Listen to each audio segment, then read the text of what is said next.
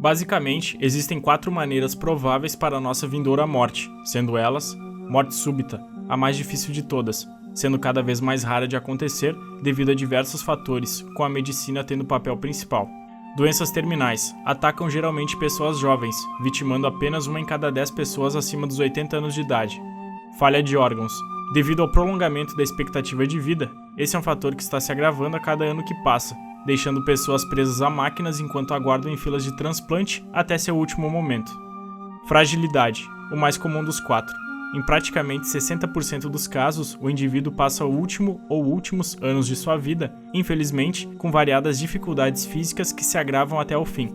O sistema de saúde, independente das condições, tanto em países desenvolvidos quanto em subdesenvolvidos, ainda não é capaz de tratar o ser humano como indivíduo durante esse processo inevitável, o que não é difícil de se entender, já que o sistema serve para prolongar a vida e não para aceitar a morte. Porém, pessoas sempre vão morrer, ou seja, entender e aceitar esse fato são necessários intrinsecamente, pois precisamos saber conviver com essa noção durante nossa vida e principalmente quando a morte se aproxima. Muitos criticam a religião e o misticismo quando esses falam sobre o que acontece conosco após a morte, porém a ciência também não está isenta de criar o mesmo tipo de história que tem a intenção de explicar o que se desenrola ou dar esperanças para uma possível vida eterna.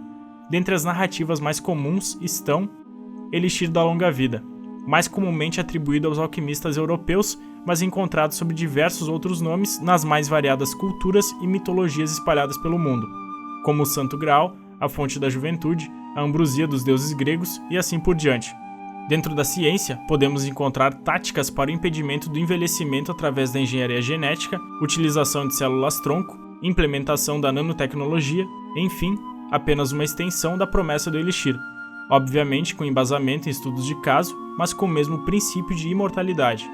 Ressurreição, seja a promessa de que Deus vai me permitir retornar com meu corpo perfeito de volta à mesma vidinha, tal qual Jesus após o 3º dia, ou como várias outras mitologias alegam, ou seja através da criogenia de meu corpo, até que em um futuro a tecnologia possa me reviver e melhorar minha biomáquina. Alma imortal. Se a crença de que apenas nossa essência mais sutil, a alma, ou consciência, ou eu superior, ou do que quer que queira chamar, sobrevive eternamente, podemos fazer um paralelo com o possível upload de nossas memórias e personalidade para um supercomputador, de modo a viver eternamente no éter. Legado. Esse mais simples de entender se refere aos heróis mitológicos que têm suas histórias contadas e recontadas enquanto houver humanidade, ou algo mais direto, como família, empreendimento ou algo de valor artístico que possa ser apreciado por gerações vindouras.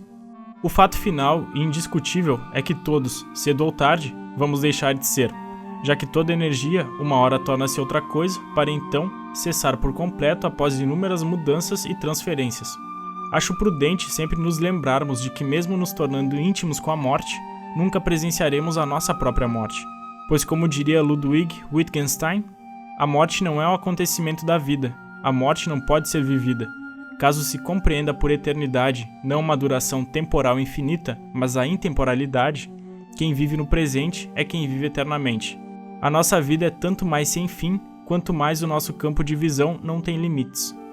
Pensando em nossa vida como a narrativa em um livro, onde a capa é o início e a contracapa o final, devemos nos lembrar que os personagens que vivem naquele mundo, além de, como nós, não saberem quando o fim chegará, vazam das páginas nunca temendo a última página, tornando-se algo extremamente maior do que eles mesmos, nunca sabendo disso, mas tendo um impacto gigantesco na vida de muitos outros.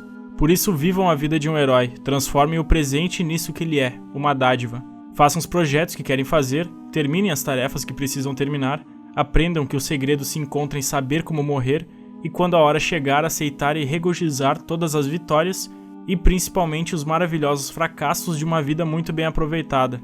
Lembrem-se do que a morte disse a Bernie, após esse vangloriar-se de ter vivido por 15 mil anos. Você viveu o que todo mundo vive, Bernie. Uma vida, nem mais, nem menos. O tempo de uma vida. Espero que tenham gostado, vejo vocês na semana que vem.